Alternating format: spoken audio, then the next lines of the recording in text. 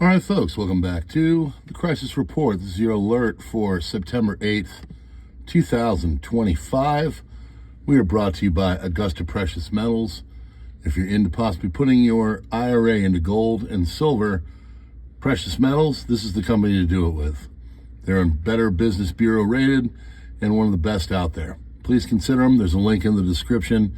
Set up an information. You talk to them. They tell you about it. And then you either proceed to go forward or don't. All right, let's talk about September 8th, 2025. We got a lot going on. Here we go. UK's Home Secretary says she is in favor of digital IDs and that a system of digital ID can also help with the legal working and enforcement of other laws as well, because Lord knows they worry about that. Homeland ministers from the Five Eyes Alliance met in London to agree on new measures to protect their borders. China plans for a kinetic impact demonstration mission. Test the feasibility of defending Earth against potentially hazardous asteroids.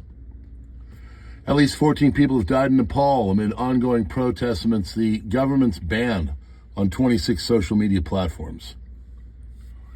French Prime Minister, ahead of a confidence vote, said, "I used to believe that American West was a close neighbor, but when we look now and we see a bulldozer-type politics, brute strength prevailing, we believe in a different project, a project where democracy is fair." Basically, he's taking away from the fact that at least 80% of the country isn't happy with what's going on in Paris. New York Appeals Court upholds the $83.3 million judgment against Trump for defaming E. Jean Carroll. Imagine that. Happy birthday, Mary, Queen of Peace, said Trump. Trump also said you hear about anti-Semitic, but you don't hear about anti-Christian. Trump, on the slang of Irina Zarutska, said, when you have horrible killings, you have to take horrible actions. China has moved into Venezuela with a $1 billion floating oil facility aiming to pump 60,000 barrels per day, according to RT. Facility is operated by China Concord Resources Group. It's going to ramp up output at two key oil fields in western Venezuela. Putin's advisor, Kobyalkov, says that the U.S. has devised a crypto scheme to erase its massive $35 trillion debt at the world's expense. There's a shooting on a bus in Jerusalem. There were 6 Israelis killed, 20 Israeli settlers wounded. 2 attackers were killed as well. Those numbers will go up. Spain imposes a comprehensive sanctions on Israel, arms and settlement ban, travel restrictions, and expanded support for Palestine and Gaza. French Prime Minister, ahead of confidence vote, said, "I used to believe that the American West was a close neighbor, but when we look now and we see a bulldozer-type politics, brute strength is prevailing." Nearly 60% of Ukrainian forces' weapons domestically produced, Zelensky says. During this war, Ukraine has already reached the level where nearly 60% of the weapons we have, weapons in the hands of our warriors, are Ukrainian-made, and they are strong weapons, many of them cutting edge. According to CNN and other resources, Trump is considering military options targeting drug cartels operating inside Venezuela, which could involve strikes in the country. This follows a reported U.S. military strike from September 2nd against a drug vessel linked to Tren de Aragua trafficking. Some resources are suggesting an underlying goal of weakening Venezuelan President Nicolas Maduro's regime. Tensions have escalated with the U.S. deploying destroyers and F-35 jets to the region. While Venezuela has mobilized its military and militia in response, Maduro has called for dialogue and urged the U.S. to respect Venezuela's sovereignty. U.S. Treasury Secretary Scott Bessent says if the U.S. and EU impose more sanctions and secondary tariffs on countries buying Russian oil, the Russian economy will fully collapse, which he suggests would bring Putin to the table. President of Venezuela, Nicolas Maduro, ordered the deployment of 25,000 military personnel to strengthen the border with Colombia, as well as the Atlantic Ocean coast and the Caribbean Sea. FBI is now reviewing material from prohibited access case files to determine whether its own agents or leadership may have concealed criminal or congressional investigations tied to major political figures, including Clinton, Biden, and other families.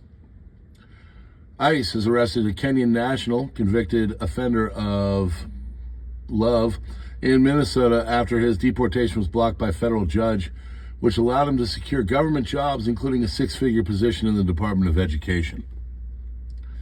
President Trump says he's going to look into importing experts who can train American workers in high-skilled industries rather than a mass importing foreign labor. We should help them along and let the people come in to train our people to do complex things, whether it's battery, computer manufacturing, building chips. We're going to look at the whole situation. We have to train people. I'm going to look at it. Nearly all the jobs in the U.S. in the last 6 months have been healthcare, elder care, tourism, or local government. All other sectors are shrinking, by the way. New Financial Times article from today. Vast parts of the U.S. aren't looking great economically. Many states, including the large ones like Illinois, Washington, New Jersey, and Virginia, could possibly be in a recession, but the big four of New York, Texas, Florida, and California are holding on. Alan Greenspan used to track cardboard boxes and trucking volumes as a barometer of the U.S. economy. Well, cardboard and packaged materials have dropped to 2015 levels. Trucking volumes have gone down to 2019 levels. And these are your top 10 Normie News headlines for September 8th, 2025. Israeli military has demolished high-rise residences in Gaza City. 32 Palestinians were taken out, 83 over the last 24 hours taken out, and residents describe the city as having no safe place to go. Save the Children, one Palestinian child killed every hour on average. More than 20,000 kids have been taken out by Israeli forces. These first two are brought to you by Democracy Now!, which is notoriously very pro-leftist, almost communist. Nepal faces violent youth-led protests. This one comes from Wikipedia, another great sage source of incredible information. Protests escalated after authorities deployed tear gas, water cannons, rubber bullets, live ammunition. 14 to 20 people have been killed when 100 issued. Curfew has been declared. French Prime Minister Bayrou faces no confidence vote. He is loyal to President Macron. Called a confidence vote on unpopular austerity package because they're pissing away money, including cuts to welfare and public holidays. Vote is widely expected to fail, raising concerns over political instability. But it's America's fault. Japan's prime minister resigns. Next, leader must tackle inflation head-on.